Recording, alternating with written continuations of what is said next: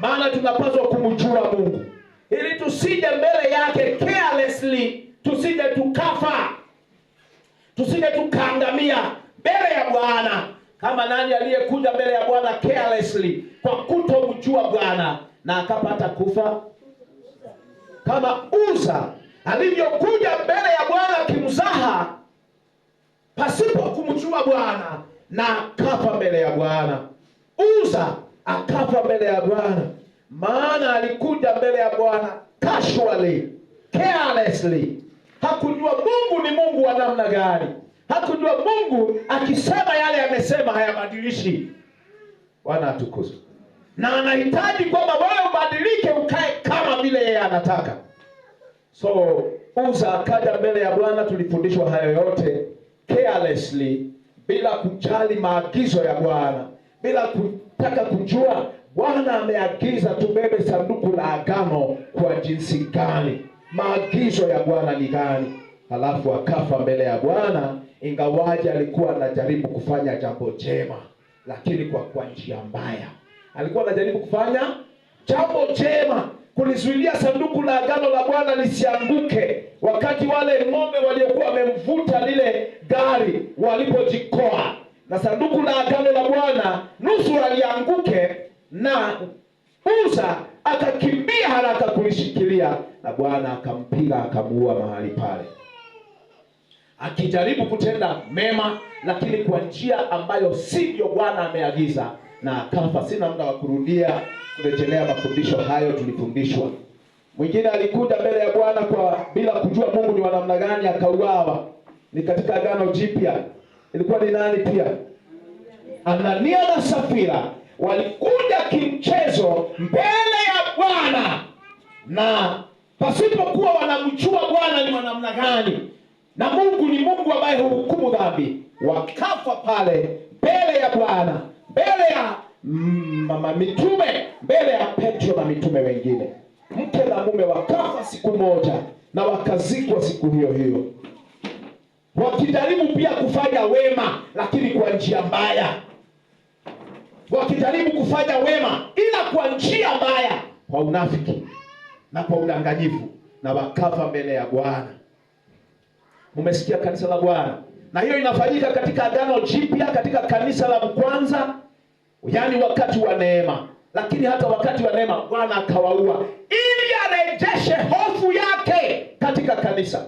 In fact, ukisoma maandiko unasikia wakati Bwana alimpiga na kumuua Uza, Daudi alirejelewa na hofu ya Bwana. The fear of God, the reverence of Jehovah was restored in David's life. David had almost lost the reverence of God. David alikuwa na watu wake karibu kupotewa na hofu ya kumwogopa Mungu. Lakini tendo hilo lilipotendeka, hofu ya Mungu ikamrudia Daudi. Kama umepata andiko hilo unaweza kulisomea. Mahali nasema Daudi akamwogopa Bwana. Bwana Yesu atukuzwe. Na ukisoma tena hiyo litafutiwe na ubiri. Alafu ukisoma tena wakati ambapo Bwana alimpiga Anania na Safira, hofu ya Bwana ikarudi tena katika kanisa la kwanza. So Bwana huhukumu dhambi ili arejeshe hofu yake katikati ya watu wake na katika kanisa. Unaweza ukanisomea kama umepata. First Chronicles 13 verse 12. Nisome First Chronicles 13 verse 12. Mambo ya Nyakati wa pili 12. Mambo ya Nyakati wa kwanza 13 mstari wa 12. Mambo ya Nyakati wa kwanza 13 mstari wa 12. Soma. Naye Daudi akamwogopa Mungu siku ile. Akasema, nitajileteaje sanduku la Mungu kwangu? Basi Daudi hakujichukulia sanduku mjini mwa Daudi. Na basi Daudi hakujichukulia sanduku la Mungu katika mji wake, ila akalihamisha kando na kulitia nyumbani mwa Obed Edom. Akalihamisha kando na kulitia nyumbani mwa Obed Edom Mhiti. Endelea.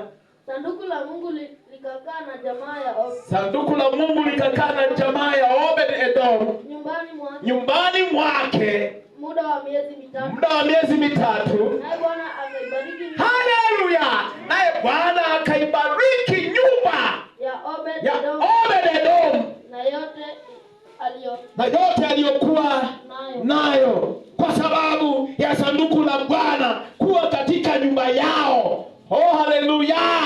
Kwa ajili ya sanduku la Bwana kuwa katika nyumba yao, na likakaa miezi mitatu, naye Bwana akabariki nyumba ya Obed Edom sana na vyote alivyokuwa navyo. Mungu akavibariki. In just a matter of 3 months, the blessings of God were noticeable in the house of Obed Edom. Kwa